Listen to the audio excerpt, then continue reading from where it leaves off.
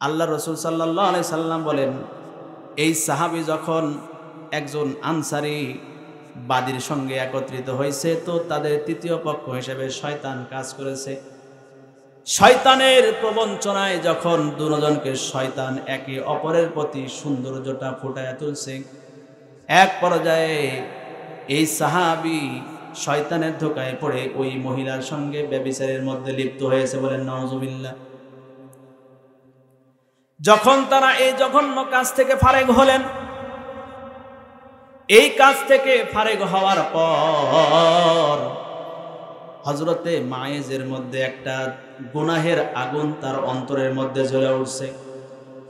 হাদিসের মধ্যে আসছে, ইজা সাররাতকা হাসানাতুকা ওয়া ইজা সাআতকা সাইয়্যাতুকা ফাআনতা মুমিন। ভালো করে শুনে নেন, যদি আপনি কোনো ভালো কাজ করেন আর ওই ভালো কাজের দ্বারা যদি আপনার অন্তরের মধ্যে শান্তি লাগে, শান্তি লাগে, শান্তি লাগে, কি লাগে?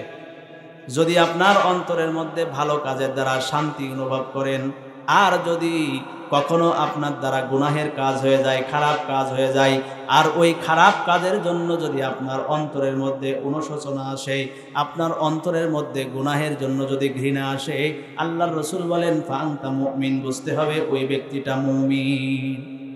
নিজে নিজেই মাপতে পারবে, কারোর কাছে যাওয়ার দরকার নাই। তো হযরতে মাইজ এই কাজ থেকে ফারেগ হওয়ার পর তার অন্তরের মধ্যে গুনাহের আগুনটা দাউ দাউ করে জ্বলে উঠেছে রে বাবা। এইবার সে চিন্তা করতেছে, এমন জঘন্য গুনাহ নিয়ে যদি আমি কবরে যাই, কবরে জাহান্নামের আযাব আমি সহ্য করতে পারবো না। আল্লাহর রাসূলের সাহাবী হযরতে মাইজ ওই জায়গা থেকে আল্লাহর রাসূল সাল্লাল্লাহু আলাইহি ওয়াসাল্লামের দরবারে চলে গেলেন। আল্লাহর রাসূলের কাছে যাওয়ার পর বলতেছে, ও সরকার, আমি আপনার সাহাবী একটা জঘন্যতম অপরাধ করে ফেলেছি। আল্লাহর রাসূল ডাক দিয়ে বলে, কি অপরাধ করেছো বলো? হযরতে মাইজ বলে, ওগো আল্লাহর রাসূল, শয়তানের ধোঁকায় পড়ে আমি ব্যভিচার করে ফেলেছি। জোরে বলেন, কি করছে? এ পর্দার আড়ালের মা, ভালো করে মনোযোগ দিয়ে শুনবেন। আল্লাহর রাসূলকে যখন এই কথা বলছে, তো আল্লাহর রাসূল সাল্লাল্লাহু আলাইহি সাল্লাম তার দিক থেকে মুখ ফিরায় নিছেন। কি করছেন? মুখ ফিরায় নিছেন। এরপরে হযরতে মাইজ আল্লাহর রাসূল যেই দিকে মুখ ঘুরাইছে, আবার তিনি আল্লাহর রাসূলের সামনে গেছেন। এইবারে আবার বলতেছেন, ওগো সরকার, শয়তানের ধোঁকায় পড়ে গুনাহ করে ফেলেছি, আপনার কাছে এসেছি জাহান্নামী হইয়া কবরে যাইতে পারবো না, আপনি দুনিয়াতে আমাকে হালাল করে দেন, মানে দুনিয়াতে আমাকে এই পাপের শাস্তিটা দিয়ে দেন। আল্লাহর রাসূল সাল্লাল্লাহু আলাইহি সাল্লাম বলেন, তুমি আল্লাহ তাআলার কাছে তওবা করো, আল্লাহ তাআলা তোমাকে ক্ষমা করে দিবেন। এই কথা শুনে আল্লাহর রাসূলের সাহাবী আল্লাহর রাসূলের দরবার থেকে যখন তিনি বাহির হয়ে আসছেন, কিছু দূর যাওয়ার পর তার মনের মধ্যে আবার গুনাহের যন্ত্রণা শুরু হয়েছে। আল্লাহর রাসূল তো বললেন, আল্লাহর কাছে তওবা করো, আল্লাহ তাআলা ক্ষমা করে দিবেন, কিন্তু আমার মনে হয় ক্ষমা হয় নাই। আবার আল্লাহর রাসূলের সাহাবী আল্লাহর রাসূলের কাছে আবার গেছেন দ্বিতীয়বার। এইভাবে একবার নয়, দুইবার নয়, তিনবার গেছেন। কতবার? জোরে বলেন। তিনবার যাওয়ার পর আল্লাহ তাআলা বিরক্ত হইয়া একটা শব্দ ব্যবহার করেছেন, ধেট। কি? আমরা যখন বিরক্ত হই তখন এরকম একটা আনইজি শব্দ ব্যবহার করে, দে বা কি শুরু করেছে, সারাদিন আসে খালি ঘ্যানর ঘ্যানর ঘ্যানর ঘ্যানর, কানের কাছে ভাল লাগে না। বলি কি বলি না? আল্লাহর রাসূল এরকম একটা শব্দ ব্যবহার করছে, দেখ বেটা, যাও আল্লাহর কাছে তওবা করো, আল্লাহ ক্ষমা করে দেবে। কিন্তু তার ভিতরে গুনাহ আছে। যার ভিতরে গুনাহ আছে তার ভিতরে গুনার যন্ত্রণাও আছে। কারণ সে গুনাহ করছে, কারণ সে তো একজন সাহাবী, শয়তানের ধোঁকায় পড়ে গুনাহ করেছে। তার মনের মধ্যে এখনো পর্যন্ত ইতমিনান হয় নাই যে আল্লাহ তাআলা আমারে মাফ করবে। আল্লাহর রাসূল যখন তারে খেদায়া দিছে, আবার পুনরায় তিনি আল্লাহর রাসূলের কাছে গেছেন। যাওয়ার পরে বলতেছে, ওগো সরকার, আপনার কাছে আসছি, আপনি আমাকে হালাল করে দেন। এবার আল্লাহর রাসূল তারে খেদায় দিয়েছেন। আল্লাহর রাসূলের দরবার থেকে যখন তিনি চলে আসছেন, তো আল্লাহর রাসূল সাল্লাল্লাহু আলাইহি সাল্লাম ওই মায়েজের সম্প্রদায়ে গেলেন। কোথায় বলেন? কথা বলেন না কেন? মায়েজের সম্প্রদায়ে গেলেন। সম্প্রদায়ে যাওয়ার পর সম্প্রদায়ের লোকদেরকে জিজ্ঞাসা করতেছে, এই মায়েজের মানসিক কোনো সমস্যা আছে কিনা? লোকজনরা জিজ্ঞাসা করতেছে, সবাই বলে না না, তার কোনো সমস্যা নাই, তার কোনো সমস্যা নাই, সে একজন ভালো সুস্থ মস্তিষ্কের মানুষ। এবার আল্লাহর রাসূল বলেন, দেখনি সে কি মদ পান করছে কিনা? কি মদ পান করছে কিনা? যে এই কথা বলছে, সঙ্গে সঙ্গে একজন সাহাবী দাঁড়াইয়া মুয়াজের মুখের মধ্যে নাক লাগাইছে। বলেন তো, যদি মদ পান করে তাহলে তার নাকের মধ্যে ঘ্রাণ আছে না নাই? যারা বিড়ি খায় তাদের মুখের মধ্যে ঘ্রাণ আছে না নাই? কথা তো এখন আর এক দিকে চলে যাবে। যারা বিড়ি খায়, বর্তমান মেডিকেল সায়েন্স বলে বিড়ি খাওয়া এইটা হলো আত্মহত্যার শামিল। কিসের শামিল? কথা বলেন। আর ভাই, বিড়ি যারা খান, এইটা হলো বর্তমান মেডিকেল সায়েন্স বলছে এটা হলো সুসাইড, মৃত্যুবরণ, মানে স্বেচ্ছায় মৃত্যুবরণ করা। মানুষ যদি গলাতে দড়ি দেয়, কি দেয়? গলাতে যদি রশি দেয়, সঙ্গে সঙ্গে মানুষ মারা যায়। মানুষ যদি বিষ খায়, সঙ্গে সঙ্গে কি করে? মানুষ মারা যায়। এটা হলো তৎক্ষণাৎ কারেন্ট, তৎক্ষণাৎ কি হয়ে যাবে? মারা যাবে। একটা মানুষ বিড়ি খায়, সেও মরবে, কিন্তু এটা স্লো গতিতে, আস্তে আস্তে আস্তে আস্তে আস্তে সেও কি হবে? মারা যাবে। সর্বোপরি যারা বিড়ি খায়, মাঝে মধ্যে আমাদের সাথে অনেকে হ্যান্ডশেক করে, অনেকে আমাদের সাথে মুসাফা করে। যে বেটা বিড়ি খায়, ওর সাথে মুসাফা করার পর ওই হাত আর সাবান দিয়ে না ধুইলে হয় না। ওই হাত আর সাবান দিয়ে না ধুইলে হয় না। তাহলে বলেন, যে সমস্ত মায়েরা বলেরা আছে আতরের ঘ্রাণ সহ্য করতে পারে না, কিসের ঘ্রাণ? আতরের ঘ্রাণ সহ্য করতে পারে না, হের কাছে যদি আপনি বিড়ি খাইয়া যান, তাহলে এই বেটির কি অবস্থা হবে? বলে কি অবস্থা হবে? এই জন্য যারা বিড়ি খান, আল্লাহর ওয়াস্তে আজকে থেকে বিড়ি বাদ দিবেন ইনশাআল্লাহ। পারবেন ইনশাআল্লাহ? আপনারা হিম্মত করেন না কেন? পারবেন ইনশাআল্লাহ। বিড়ি খাইবেন না। বিড়ি খাইলে আপনি যেই বেচারির কাছে শুইবেন, সেই বেচারির কষ্ট হয়। এজন্য বর্তমানে এইটাও হলো আত্মহত্যার শামিল, আর আত্মহত্যা করা মহাপাপ। এই জন্য বিড়ি, সিগারেট এইগুলি কি করবেন? বর্জন করবেন। তো এই মুয়াজ, আল্লাহ রাসূল বলতেছে, দেখো তার মুখের মধ্যে মদের গন্ধ আছে নাকি? কারণ মদ খাইলে তো মানুষের সেন্স ঠিক থাকে না, মানুষ আবল তাবল কথা বলে। আর সে যেই কথা বলতেছে, এটার শাস্তি তো কম সম শাস্তি হবে না। ওই আয়াতের ঘটনা মনে করেন, যে আদল কায়েম করো, ইনসাফ প্রতিষ্ঠা করো। আল্লাহ রাসূল যখন বলছেন, তো একজন তার মুখের মধ্যে নাক দেয়া দেখে কোনো মদের গন্ধ নাই। এবার আল্লাহ রাসূল কনফার্ম হয়ে গেছেন, সে যা বলতে সে সজ্ঞানী, তার মস্তিষ্ক ঠিক আছে, সব কিছু ঠিক রেখে সে কথা বলতেছে। এবার আল্লাহর রাসূল জিজ্ঞাসা করছে, মুয়াজ, তুমি যেই কাজটা করছো জানোনি এই কাজটা কি? মুয়াজ ডাক দেয়া বলে, ওগো আল্লাহর হাবিব, মানুষ বৈধভাবে যেই কাজটা করে, আমি অবৈধভাবে ওই কাজটা করছি। আল্লাহর রাসূল বিচার শোনায়া দিয়েছেন, তারে পাথর মাইরা দুনিয়া থেকে চিরবিদায় করে দাও। কি করে দাও? সাহাবী কলজাটা দেখছেন কত বড়, গুনাহ নিয়ে কবরে যাইতে রাজি নয়। আল্লাহর রাসূল বলতেছে, তারে পাথর মাইরা দুনিয়া থেকে চিরবিদায় করে দাও। আল্লাহর রাসূলের হুকুম পাওয়ার সঙ্গে সঙ্গে সবাই পাথর মেরে মুয়াজরে দুনিয়া থেকে বিদায় করে দিল। আল্লাহর রাসূল সাল্লাল্লাহু আলাইহি ওয়াসাল্লাম তার দাফন কাফন করাইলেন। করানোর পরে হঠাৎ করে আল্লাহর রাসূল কোনো একদিন তার কবরের পাশ দিয়ে কিছু সংখ্যক সাহাবী নিয়ে যাইতেছে। হঠাৎ করে দুইজন সাহাবী তারা একে অপরের মধ্যে আলোচনা করতেছে, সমালোচনা করতেছে। এইটা হলো এমন একজন সাহাবীর কবর যে দুনিয়াতে গুনাহ করেছিল, কিন্তু তার গুনাহটা আল্লাহ তাআলা গোপন রেখেছিল। সে এই গুনার কারণে আল্লাহ তাআলার কাছে এই গুনাহটা প্রকাশ করার কারণে আল্লাহ তাআলা তারে পাথর মাইরা দুনিয়া থেকে চিরবিদায় করে দিয়েছে। ভালো করে বুঝবেন, ভালো করে বুঝবেন। সামনে কিন্তু বোঝার জায়গা আসতেছে। আল্লাহর রাসূল সাল্লাল্লাহু আলাইহি সাল্লাম এই দুইজন সাহাবীর কথা শোনার পরেও তাদের কোনো কথার উত্তর দেয় না, কোনো উত্তর দেয় না, উত্তর দেয় না। কিছু দূর যাওয়ার পর আল্লাহর রাসূল সাল্লাল্লাহু আলাইহি সাল্লামের সামনে দেখে একটা মরা গাধা পড়ে আছে। জোরে বলেন কি পড়ে আছে? সবাই বলেন কি পড়ে আছে? একটা মরা গাধা পড়ে আছে। আল্লাহর রাসূল সাল্লাল্লাহু আলাইহি সাল্লাম দুইজন সাহাবীকে ইশারা করে বলতেছে, সাহাবীরা রে, ওই যে দেখা যায় দুইটা মরা গাধা, গাধা মরে পড়ে আছে, ওই গাধাটার গোশত তোমরা দুইজনে ভক্ষণ করো। ইয়া আইয়ুহাল্লাযীনা আমানু ইজতানিবু কাসীরাম মিনাজ যন্নি ইন্না বা'দাজ যন্নি ইসমু ওয়া লা তাজাসসু ওয়া লা ইয়াগতাব বা'দু।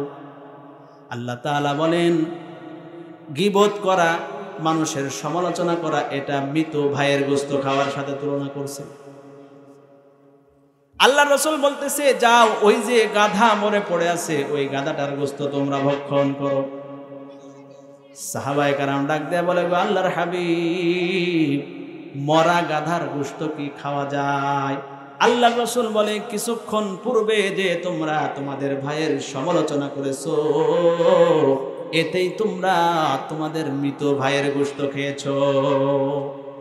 আল্লাহর রাসূল তখন ব্যথা ভরা হৃদয় নিয়ে তাদেরকে বলতেছে, হে সাহাবী, তোমরা জানো আমার মুয়াজ্জের তওবাতে আল্লাহ তাআলা এত খুশি হয়েছেন, এত খুশি হয়েছেন।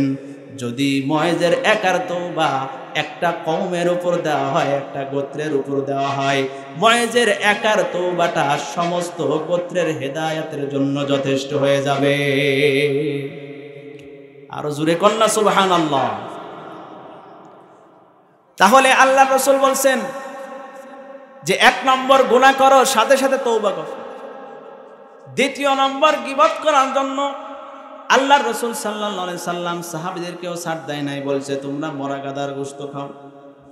এ যুবক ভাই, এ পর্দার আড়ালের মা ও বোনেরা, এখন বর্তমানে কি বলবো আর কি বলবো, শতকরা 99% ফ্যামিলির মধ্যে ঝামেলা। বউ শাশুড়ির মধ্যে ঝামেলা, শাশুড়ি বউয়ের মধ্যে ঝামেলা, সন্তান বাবার সাথে ঝামেলা, বাবার সন্তানের সাথে ঝামেলা। জোরে বলেন আছে না নাই? আপনাদের দিকে নাই? এর একটা মাত্র কারণ আমি খতিয়ে খতিয়ে বের করেছি, খতিয়ে খতিয়ে বের করেছি, শুধুই মাত্র সমালোচনা আর সমালোচনা। কি? বউ শাশুড়ির মধ্যে সম্পর্ক নাই। কারণ কি? দুইটা কারণ হইতে পারে। একটা হলো লোভ নামক মহা অসুখ আছে আমাদের। বউরে ছেলেরে বিয়ে করাইলাম, বাপের বাড়ির থেকে কিছুই দেয় নাই, বিভিন্ন জায়গায় গিয়ে বেড়াইতেছে, অমুকের পোলারে বিয়ে করাইলো, বাড়িতে এত দিল, এত দিল, এত দিল। এমন ফকিন্নির বিয়ের সাথে আমি বিয়ে করাইছি আমার ছেলেটারে, এখনো পর্যন্ত আমার বাড়িতে একটা ফুটা পয়সাও আসে না। বলে কি বলে না?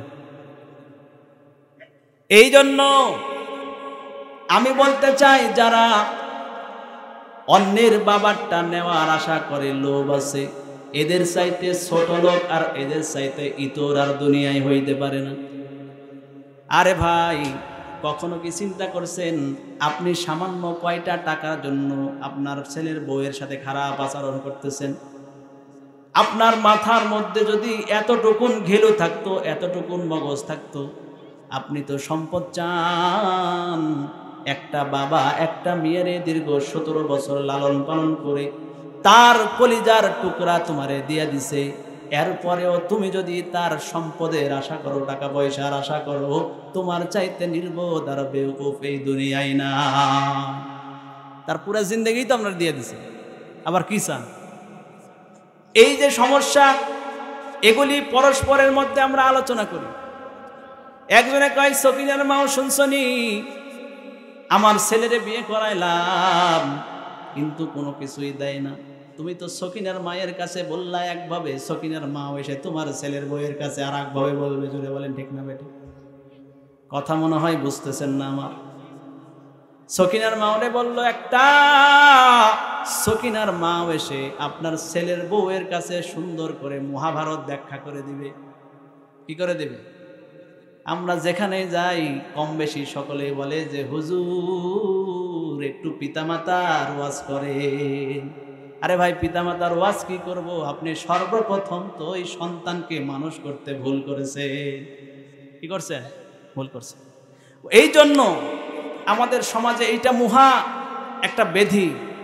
আমরা সব জায়গায় কোনোদিন ছেলের বইয়ের প্রশংসা করতে আমরা দেখি না। ছেলের বইয়ের কি?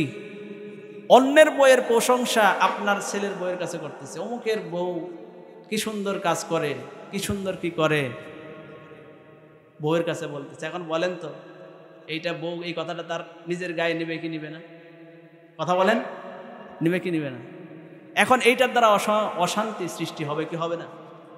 মায়েরা বোনেরা যারা আছে তারা হলো, মেয়েরা হচ্ছে প্রশংসা ভালোবাসে। কি ভালোবাসে? কথা বলেন, কি ভালোবাসে? প্রশংসা ভালোবাসে। একটা মেয়ের যত প্রশংসা করবেন তার গাড়িটা স্বেচ্ছায় স্বগতিতে তার গাড়ি চলতে থাকবে। সুবহানাল্লাহ। আল্লাহর রাসূল বলেন, আদ-দুনিয়া খুলিকাত লাকুম ওয়া আনতুম খুলিকতুম লিল আখিরাহ।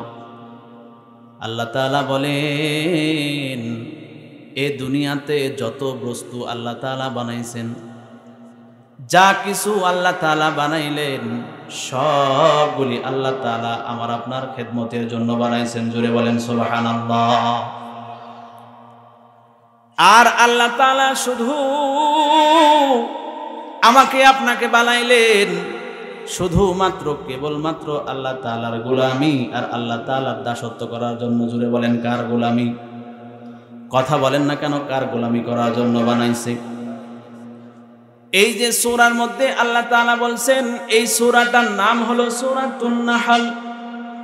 মৌমাছির সূরা বুঝাইবার জন্য বলতেছি, ভালো করে মনোযোগ দিয়া শুনেন, দিলের কান দিয়া শুনেন রে বাবা। এখান থেকে যদি একটা কথা যদি আপনি বুঝতে পারেন, হতে পারে ওই একটা কথা আপনার নাজাতের জরিয়া হয়ে যাবে। বলেছি, সারা দুনিয়াতে আল্লাহ তাআলা যা কিছু বানাইছে সবগুলি আমার আপনার খেদমতের জন্য বানাইছে। জোরে বলেন, ঠিক না বেঠিক? যা বানাইছে সবগুলি আমাদের খেদমতে নিয়োজিত। গরু ছাগল হাঁস মুরগি যা আছে বলেন তো আমাদের খেদমত করে কি করে না? গরু খাইতে মন চাই, আনাম একটা গরু জবাই করে গোশত আপনারা ভাগাভাগি করে নেন কি নেন না? জোরে বলেন। গরু কখনোই বলে নাই আমারে তোমরা জবাই করিও না, কারণ আল্লাহ তাআলা গরুকে হুকুম করেছে, ও গরু, দুনিয়ার মানুষের খেদমতের জন্য আমি তোমারে বানাইছি। সারা দুনিয়ার মাখলুক মানুষের খেদমত খাদেম। এক আল্লাহর ওলি নদী পথে নৌকার উপর আরোহণ করে কোথাও যেন যাইতেছে রে বাবা। হঠাৎ করে দেখে নদীর কিনারার উপরে, নদীর পাড়ের উপরে একটা বিচ্ছু দেখা যায়। কি? জুড়ে বলেন, বিচ্ছু চিনেন? আপনারা হয়তো বা সিয়ার বলেন, কি বলেন? বিচ্ছু বলেন। নদীর কিনারায় দেখে একটা বিচ্ছু। আল্লাহর ওলি এই নৌকা নিয়ে নদী পথে রওনা হয়েছে, দেখে নদীর কিনারায় একটা বিচ্ছু কোথায় জানি যাইতেছে। এমন অবস্থা,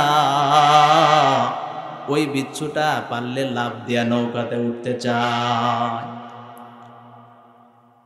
আজব ঘটনা।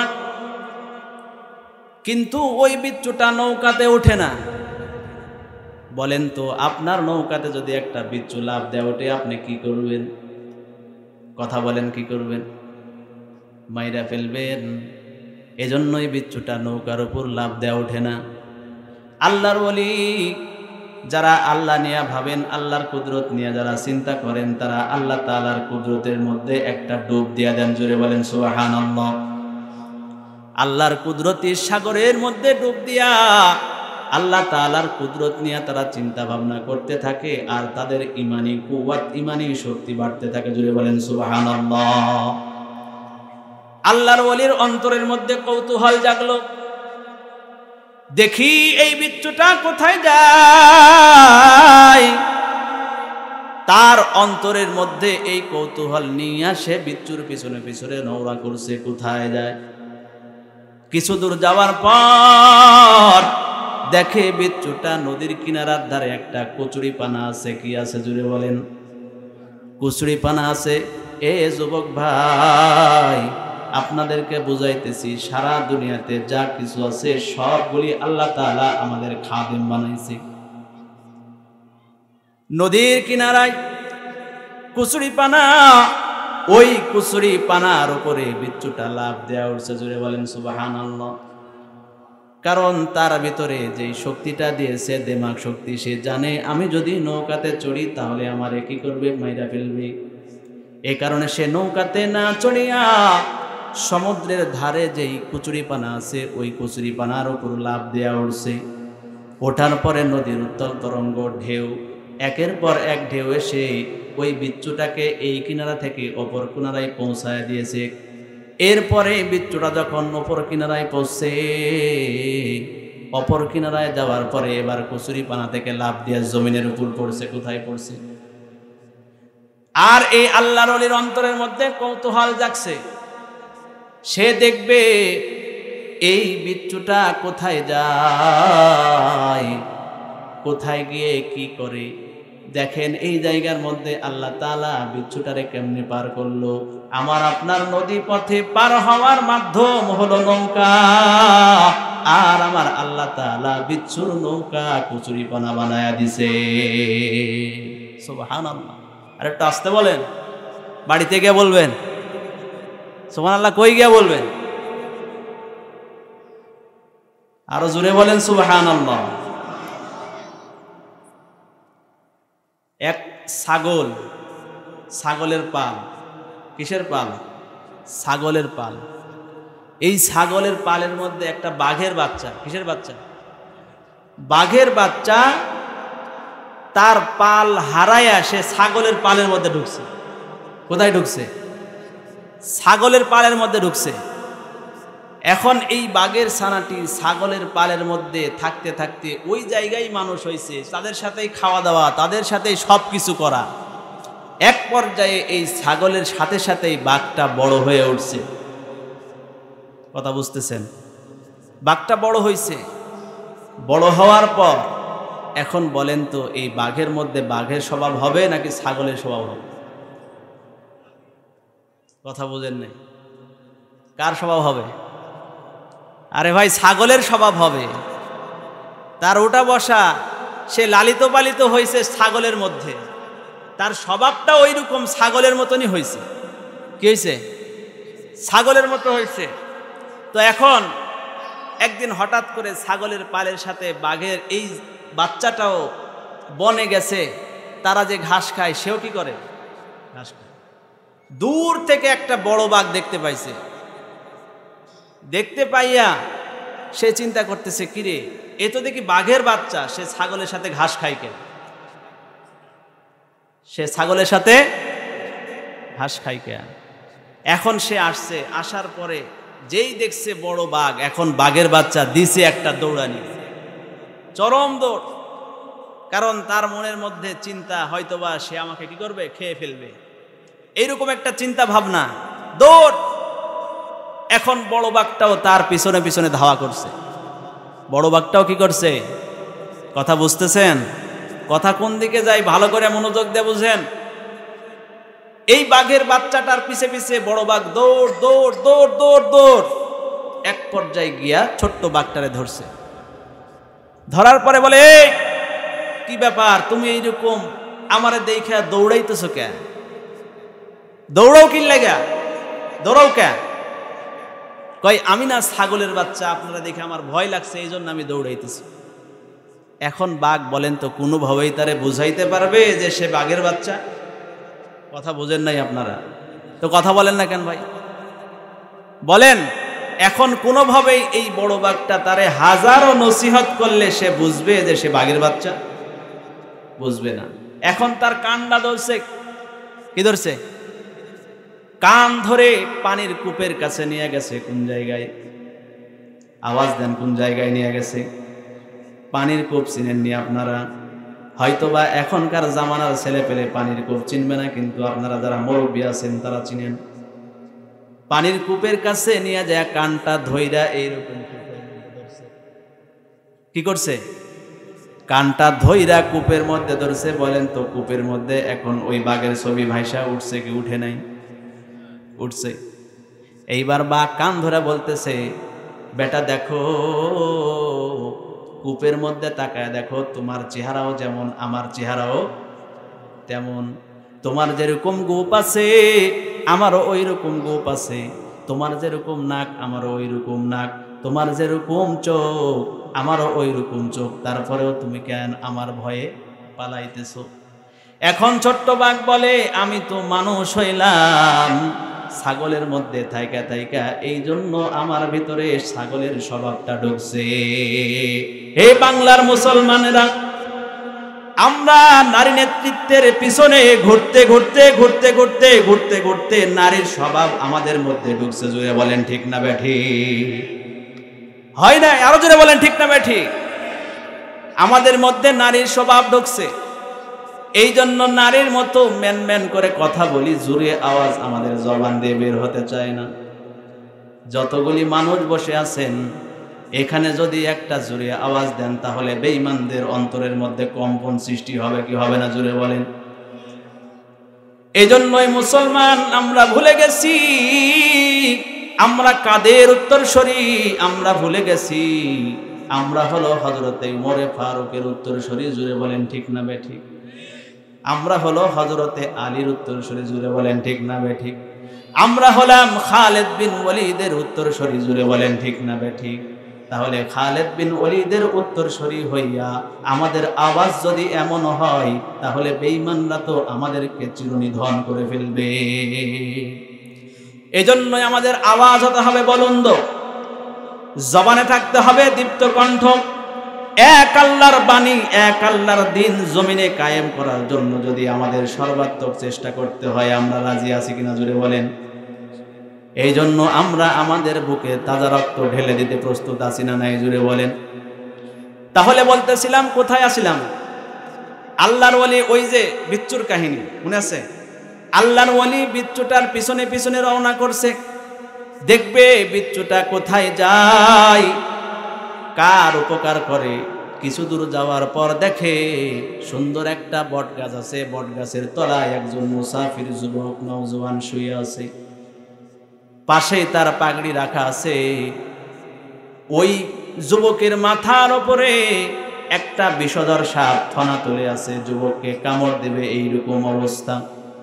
এই বিচ্ছুটা যুবকের কাছে যাইয়া লাফ দিয়া সাপের মাথার উপর এমন একটা কামড় মারছে, হায়াতুন হায়াওয়ান নামক কিতাবের মধ্যে লেখে এক কামড়ের সাথে সাথে সাপটা জমিনে চিরতরে বিদায় হয়ে গেছে। বলতেছিলাম হাদিসের মধ্যে বলছে, আদ-দুনিয়া খুলিকাত লাকুম ওয়া আনতুম খুলিকতুম লিল আখিরাহ।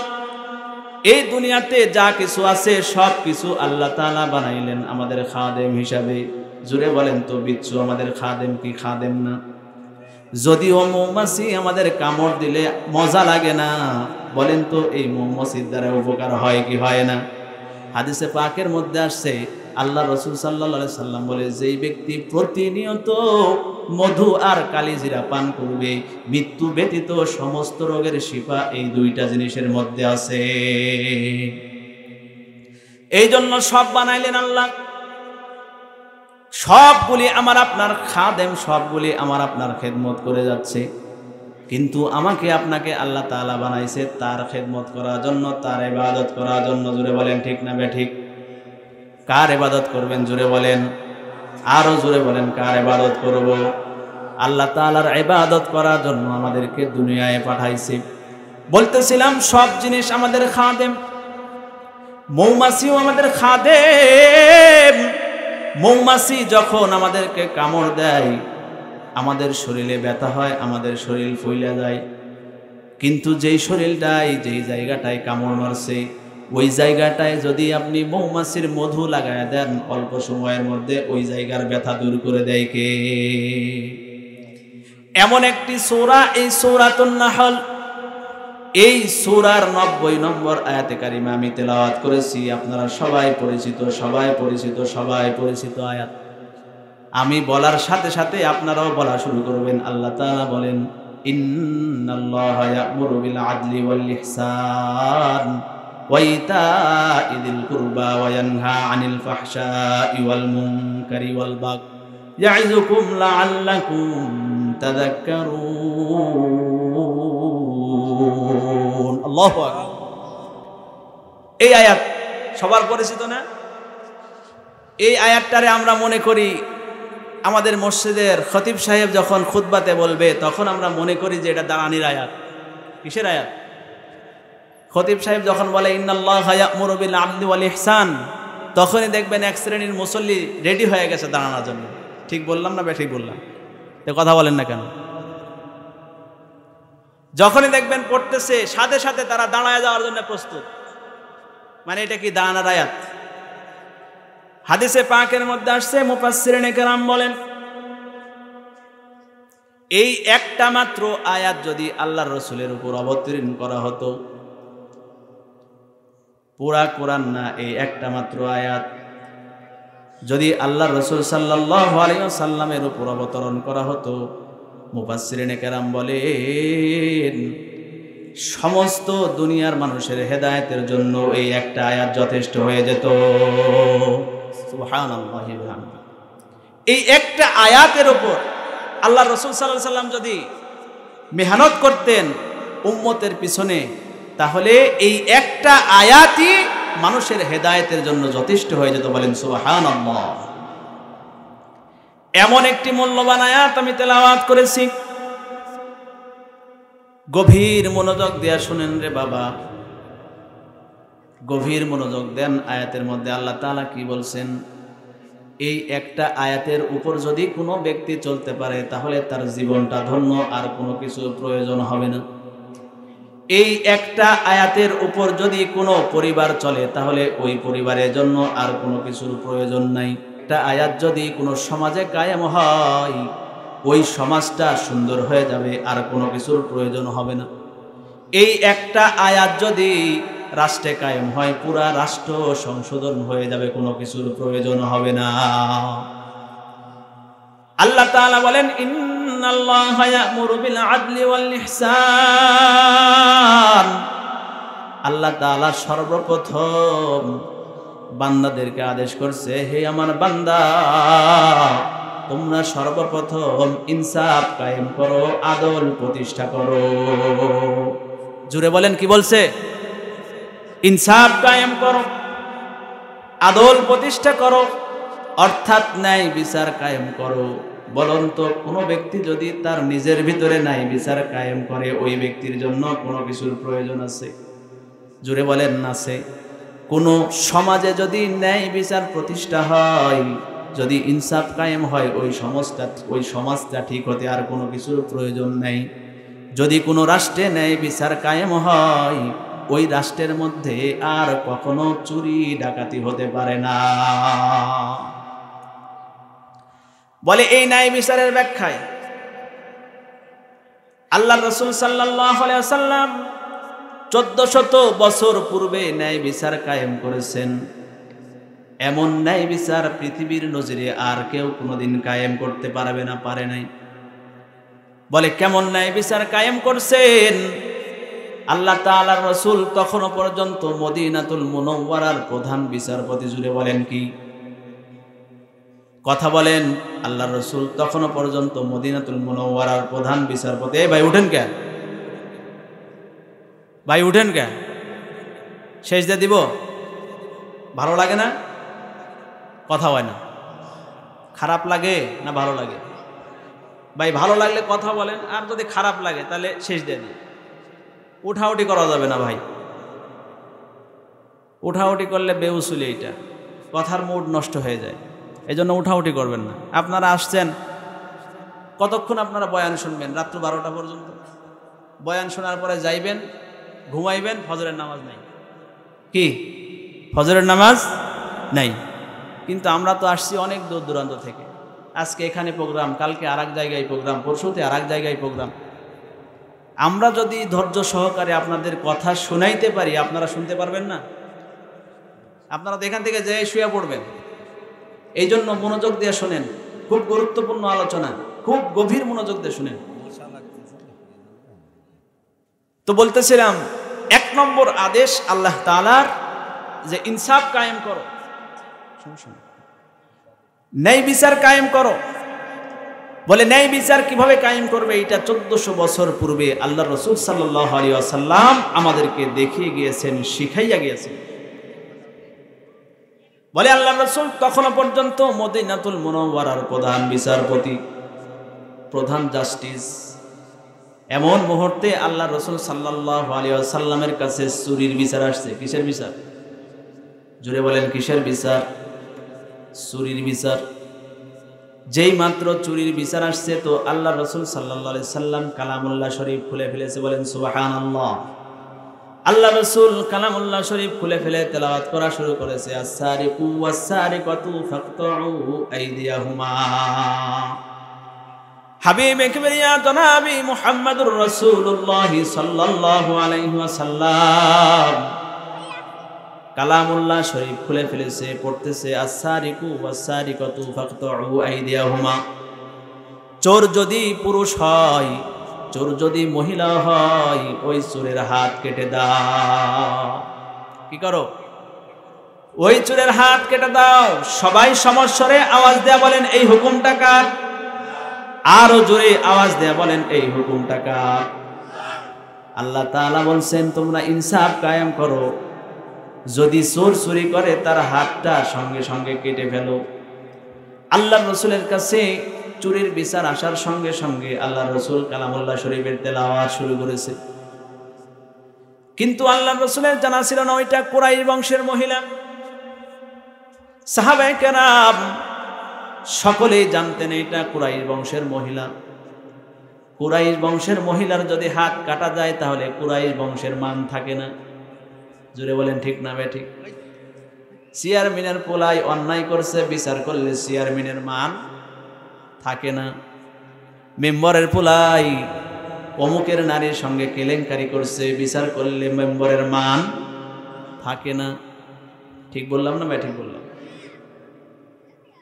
আল্লাহর রাসূলের কাছে বিচার গেছে। সাহাবায়ে কেরাম বলতেছে, যদি কুরাইশ বংশের মহিলার হাত কাটা যায়, তাহলে কুরাইশ বংশের মানও থাকে না। কি করা যায়? সবাই আছে, সবাই আছে, সবাই আছে। হযরতে আবু বকর আছে, উমর আছে, উসমান আছে, আলী আছে, সব বড় বড় সাহাবায়ে কেরাম আছে। তারা সবাই পরামর্শ করলো কি করা যায়। তারা চিন্তা ভাবনা করলো, যদি আল্লাহর রাসূলের কাছে আমরা একটা সুপারিশনামা পাঠায় দিই, তাহলে আল্লাহর রাসূল হয়তো একটু বিচারটা শিথিল করবে। অনেক সময় আমরা বিচার শিথিল করি, কি করি না বলেন? বিচারটা হালকা করে দিই। সাহাবায়ে কেরাম চিন্তা করলো, আল্লাহর রাসূলের কাছে যদি আমরা প্রস্তাব পাঠাই, তাহলে আল্লাহর রাসূল বিচারটা কি করবে? শিথিল করবে। কিন্তু সাহাবায়ে কেরাম সবাই ছিল বুঝমান, কে পাঠাবে আল্লাহর রাসূলের কাছে এই সুপারিশনামা? কারণ সবাই জানে সুরের শাস্তি হলো হাত কাটা। এমন চিন্তা করতেছে তারা, কে পাঠাবে আল্লাহর রাসূলের কাছে সুপারিশনামা? এক পর্যায়ে একজন সাহাবী বলল, আল্লাহর রাসূলের একজন নাতি আছে, যার নাম হলো উসামা। জোরে বলেন, কি নাম? সবাই আওয়াজ দেয়া বলেন, কি নাম? আল্লাহর রাসূলের একজন পালক পুত্র ছিল, যার নাম যায়েদ। কি নাম? এই যায়েদের ঘরের একটা সন্তান ছিল, যার নাম আল্লাহর রাসূল মোহাম্মত করে রাখছিলেন উসামা। কি রাখছিলেন? ছোট্ট বাচ্চা। সাহাবায়ে কেরাম বলল, এই উসামারে দিয়া আমরা একটা কাগজের মধ্যে লিপিবদ্ধ করে আল্লাহর রাসূলের কাছে পাঠায়া দেই, তাহলে আল্লাহর রাসূল সাল্লাল্লাহু আলাইহি সাল্লামের কাছে খবরটাও পৌঁছলো, আমাদেরও কোনো সমস্যা হলো না। সুন্দর করে কাগজের মধ্যে লিখে আল্লাহর রাসূল সাল্লাল্লাহু আলাইহি সাল্লামের কাছে খবরটা পৌঁছায়া দিয়েছে। ছোট্ট বাচ্চা উসামা আল্লাহর রাসূলের কাছে গিয়া বসছে। আল্লাহর রাসূল যেই দিকে ফিরে আছে, আল্লাহর রাসূলের পিঠের দিকে মুখ দিয়া বসছে। কোন দিকে? জুড়ে বলেন। মানে আল্লাহর রাসূলের কানের সঙ্গে ছোট্ট বাচ্চা উসামার কান লাগানো আছে। উসামা আল্লাহর রাসূলের কোলের উপরে বসে বলতেছে, দাদা যান, আপনি কি জানেন আপনার কাছে যেই মহিলার বিচার আসছে ওই মহিলাটা হলো কুরাইশ বংশের মহিলা। যেই মহিলার বিচার আসছে কুরাইশ বংশের মহিলা। এই মহিলার যদি আপনি হাত কাটেন তাহলে কুরাইশ বংশের মান থাকে না। যেই মাত্র ছোট্ট বাচ্চাটা এই কথা বলছে, আল্লাহর রাসূল সাল্লাল্লাহু আলাইহি সাল্লাম বসা থেকে সঙ্গে সঙ্গে দাঁড়ায় গেছে। দাঁড়ায় গিয়ে বলতেছে, সাহাবায়ে কেরাম, আজকে একজন কুরাইশ বংশের মহিলা চুরি করার কারণে তোমরা তার ব্যাপারে আমার কাছে সুপারিশ করতেছো। আরে আমার কলিজার টুকরা ফাতেমা যদি চুরি করত আর আমি নবী মুহাম্মদ যদি ওই চুরের বিচার করতাম তাহলে আমি তার হাত কেটে বিচার করতাম, হাত কেটে বিচার করতাম।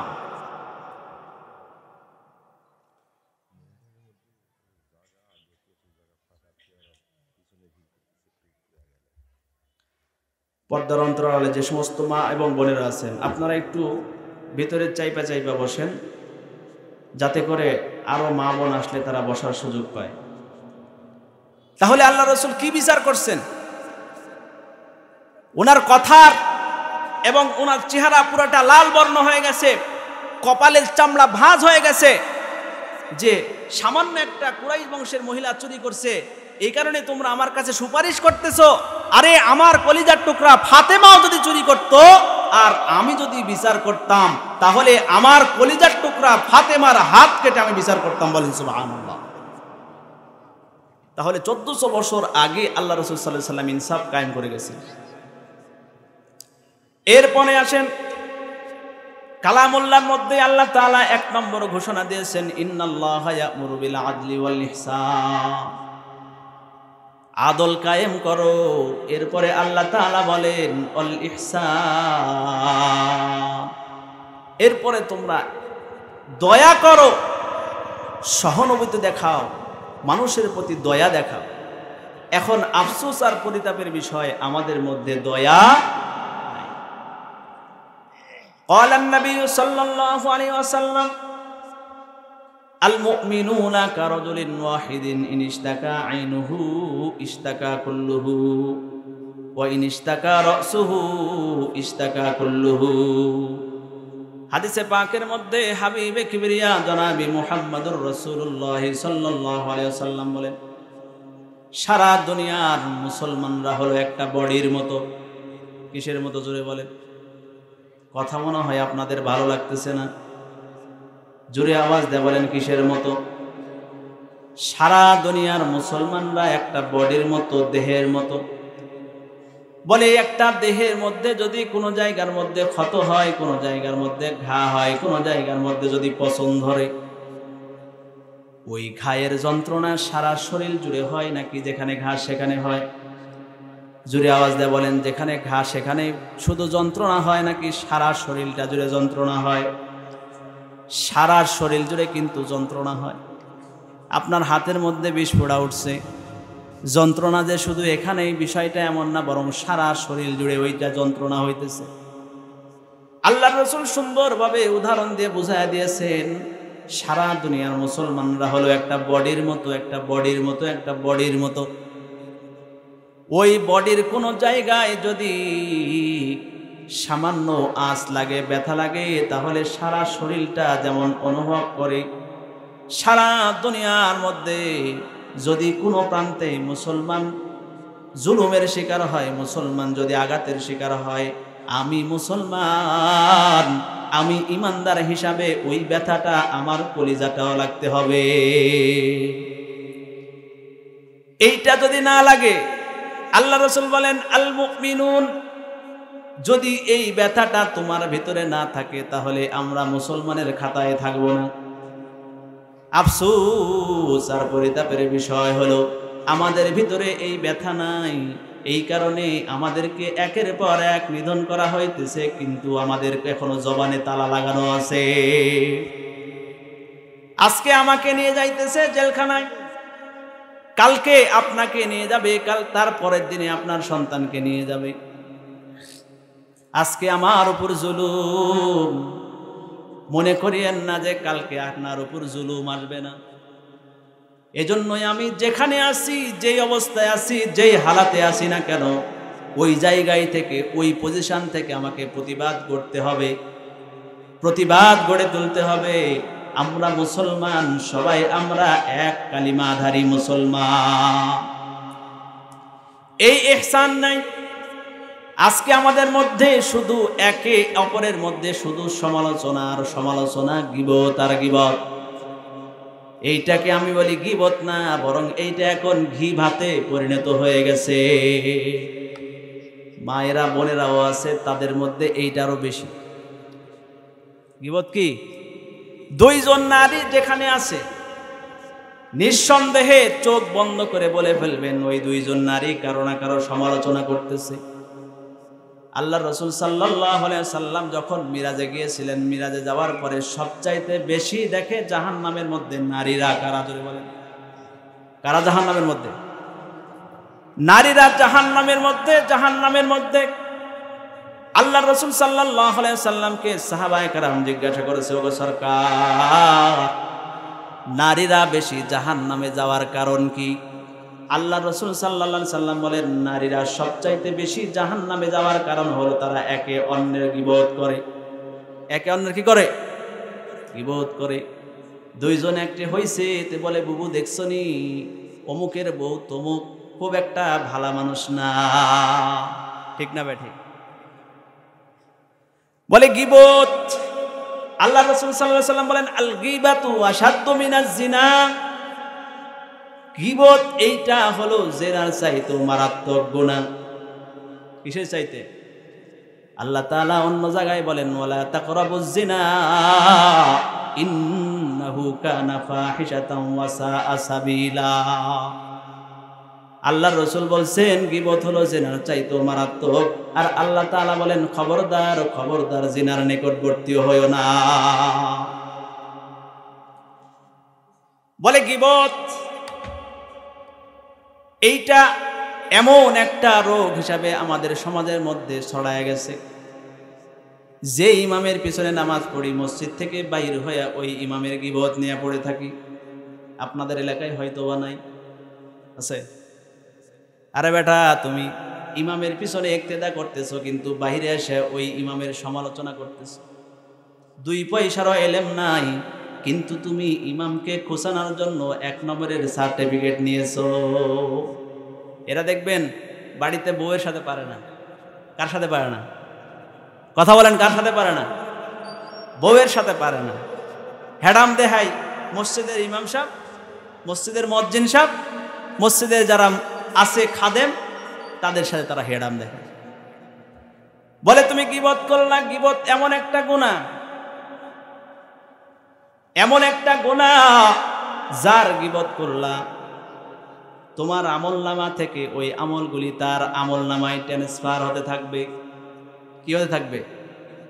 এই জন্য ইমামে আজম ইমাম আবু হানিফা রাহমাতুল্লাহি আলাইহি বলেন, যদি তোমাদের গীবত করতে হয় তাহলে তোমরা তোমাদের মায়ের গীবত করো। কিসের? ভালো করে বুঝবেন, হুজুর মায়ের আবার গীবত করা যায়? বলে হ্যাঁ, করা যায়। কেমনে? গীবত করার দ্বারা তুমি যার গীবত করতেছো সে উপকৃত হইতেছে। কে হইতেছে? আমার আমলনামা থেকে আমলনামা তার আমলনামায় চলে যাইতেছে গীবতের কারণে। তাহলে উপকৃত যদি করতে হয়, তুমি তোমার মাকে উপকৃত করো। একটা ঘটনা মনে পড়ছে, বলবো? কথা বলেন, বলবো? গীবত সম্পর্কে একটা ঘটনা, খুব মনোযোগ দিয়ে শুনেন। এখানে 2টা জিনিস বোঝার আছে। একটা হলো তওবা, আর একটা হলো গীবত। কত মারাত্মক! আল্লাহর রাসূলের একজন সাহাবীর নাম হলো হযরতে মুআইজ। কি নাম? কথা বলেন, কি নাম? আপনারা অনেক সাহাবীর নাম শুনছেন। আবু হুরায়রার নাম শুনছেন, আব্দুল্লাহ ইবনে মাসউদ রাদিয়াল্লাহু আনহুর নাম শুনছেন, আবু বকর, ওমর, ওসমান, আলী, প্রসিদ্ধ যেগুলি সাহাবী আছে সকলেরই নাম জানা আছে। কিন্তু এই নামটা আজকে কে কে প্রথম শুনছেন একটু হাত তুলে দেখান তো। যায়েদ, মুআইজ। মুআইজ কি নাম? মুআইজ। এর আগে শুনছেন আপনারা এই সাহাবীর নাম? শুনেন নাই? আল্লাহর রাসূলের সাহাবীর নাম হলো হযরতে মুআইজ। আমার মায়েরা বোনেরা যারা আছেন পর্দার অন্তরালে, তারাও শুনবেন আপনারাও আসছেন বয়ান শোনার জন্য, আমরাও আসছি রাজশাহী থেকে। যদি আপনাদেরকে কিছু নাই দিতে পারি, আপনারা যদি কিছু নাই নিয়ে বাড়ি ফিরেন, তাহলে আমার কথা বলাও ব্যর্থ, আপনাদের শোনাও কি ব্যর্থ। এই সাহাবী একবার এক আনসারী বাদীর সঙ্গে নির্জনে একত্রিত হয়েছে। কোথায়? নির্জনে। আমাদের যুবক ভাইরা যারা আছেন, আপনারা আপনাদের কি বলে ওইটাকে, গার্লফ্রেন্ড, কি বলে, গার্লফ্রেন্ডকে নিয়ে আপনারা একত্রিত হন বিভিন্ন পার্কে, রমনাতে, অথবা বোটানিক্যাল গার্ডেনে, অথবা আপনাদের আত্রায় কি আছে ঘোরার মতন, রবীন্দ্রনাথের বাড়ি, কি রবীন্দ্রনাথের বাড়ি যান, যে আপনারা তাদের সাথে সময় দেন। বলেন তো, যখন দুইজন একত্রিত হবেন নির্জনে, তখন এই দ্বিতীয় পক্ষের মাঝে তৃতীয় পক্ষ আছে না নাই? বলেন, আছে না নাই? এই তৃতীয় পক্ষ কে বলেন? মিস্টার ইবলিস। কে? মিস্টার ইবলিস। আরে ভাই, সাহাবায়ে কেরামকে ধোঁকা দিয়ে ফেলছে। আহা, তাহলে আমি আপনি কেমন ইমানদার, কেমন মুসলমান? সাহাবায়ে কেরামকে যেখানে ঘোল খাওয়াইছে, ওই জায়গায় তো আমি আপনি কিছুই না। আমি আপনি কি কিছুই না। ভাই, জায়গা ফাঁকা আছে, মেহেরবানি করে একটু চাপ দেন, সামনের দিকে আসেন, সামনের দিকে একটু আগান। লা ইলাহা, আসেন আসেন আসেন আসেন আসেন, একটু মোহব্বত করেন, ভালোবাসা দেন, আসেন একটু সামনের দিকে আগান।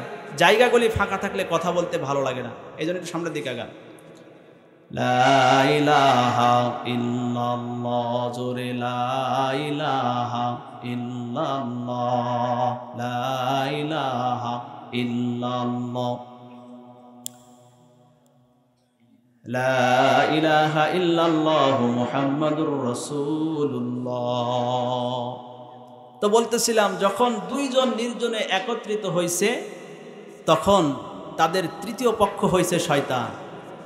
আর এখন বর্তমান সমাজে যুবকদের অধপতনের একটা মাত্র কারণ হলো স্মার্টফোন। কি বলেন? স্মার্টফোন। ডিজিটালে বাংলাদেশে কত কিছু দেখার আছে, দেখতে গেলে শেষ হবে না, অল্প দেখো ভাই। বলবো? কথা বলেন, বলবো? ভালো লাগে? ডিজিটালে বাংলাদেশে কত কিছু দেখার আছে, দেখতে গেলে শেষ হবে না, অল্প দেখো ভাই। পোলা মাইয়া জোয়ান বুড়াইয়া কি রোগে খাইছে ধরাই, আধুনিকতার হাওয়া গায়ে লাগছে তাই। ঠিক না বেঠিক? যে যাই কিছু বলুক না কেন, গায়ে লাগে না। আমরা কিন্তু চালাক জাতি, মোটে ভয় পাই না। আমগো দেশে, আমগো দেশে, আমগো দেশে ফেসবুক আছে, আমরা বলদ না। আমগো দেশে ফেসবুক আছে, আমরা বলদ না। আমগো দেশে ফেসবুক আছে, আমরা বলদ না। আমগো দেশে ফেসবুক আছে, আমরা বলদ না। বলেন ঠিক না ভাই? ঠিক। আপনারা যদি বুঝেন তাহলে আমার সাথে একটু কইতে পারবেন? পারবেন? আদু বাকলা কারে বলে, কিছুই জানে না। বড়দের সম্মান করা মানতে পারে না। একজনে একাধিক আইডি চালাই ভাই, ফ্যাকাইডি নাম কত প্রকার তারও জানা নাই। জোয়ান মরদ পোলাই সাজে ফেসবুকেতে মাইয়া, মাইয়ারা সব পোলা হয়েছে ফেসবুক পাইয়া। কি এক আজব জামানাতে আমরা পড়লাম ভাই, কোনটা মাইয়া কোনটা ছেলে চেনার উপায় নাই। এই সুবিধা ফেসবুক দিছে, আর কেউ দেবে না। আমগো দেশে, আমগো দেশে ফেসবুক আছে, আমরা বলদ না। আমগো দেশে ফেসবুক আছে, আমরা বলদ না। আমগো দেশে ফেসবুক আছে, আমরা বলদ না। আমগো দেশে ফেসবুক আছে, আমরা বলদ না। ফেসবুকে দেখবেন কোনটা মাইয়া কোনটা ছেলে চিনার কি নাই। আপনারা হয়তো বুঝতেছেন না, আপনারা মুরব্বী তো। যারা যুবক আছে তারা মনে মনে হাসতেছে, হুজুর কয় কি? বাস্তবতা আছে না নাই? এই জন্য ফেসবুক আমাদের জিন্দেগিটা কি করে দিল? তামা তামা করে দিল, বরবাদ করে দিল। হ্যাঁ, এই জন্য আমাদেরকে সতর্ক থাকতে হবে। আমার সন্তান, আমার মেয়ে মোবাইলটা দিলেন, কিন্তু আপনার মেয়ে মোবাইলের দ্বারা আক্রান্ত হয়ে সে তার ঈমান আমল সব কিছু কি করতেছে? ধ্বংস করতেছে। পড়ালেখা কর্মকাণ্ড সব কিছু বাদ দিয়া পিচ্চি পোলাই চালায় ফেসবুক গভীর মনো দিয়া। দুই বন্ধুর মাঝে যদি ঝগড়া বিবাদ হয়, সরাসরি না কইয়া সব ফেসবুকেতে কয়। ফেসবুক এখন হাইকোর্ট আর সংসদ হইয়া গেছে, বকলম সব বলদ গুলা বিচারপতি হইছে। যখন তখন মন গড়া রায় করে ঘোষণা, আমগো দেশে আমগো দেশে আমগো দেশে ফেসবুক আছে আমরা বলদ না, আমগো দেশে ফেসবুক আছে আমরা বলদ না।